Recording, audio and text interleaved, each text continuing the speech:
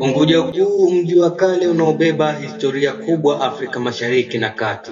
Utafiti wabaini kuwepo mabaki ya kale katika visiwa vya Unguja na Pemba. Kuna miji mikuu mingi iliyoanzishwa kabla ya uhuru na ndio ikaijenga Zanzibar ya leo. Inaonekana kwenye haiba na mvuto wa kipekee, misili ya hariri ambayo imepambwa na uwepo wa miti pamoja na mimea.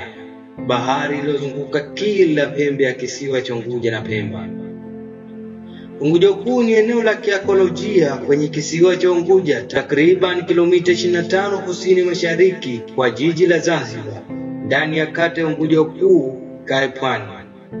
Utafiti wa wanakiolojia Chitek 1966 pamoja na Juma 2004 unaonyesha kwamba huko kulikuwa na kituo cha biashara kimataifa mnamo mwaka 800 BK.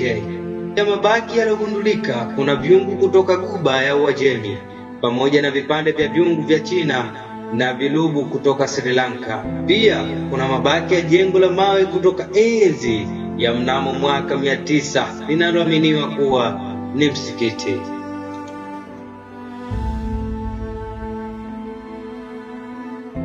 Hivi bado hujawaza tu kwenda kutembelea katika kisiwa cha Unguja Kuu?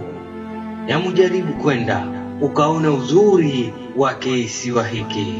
Jina langu ni Sule Shali na hii ni G Video Production.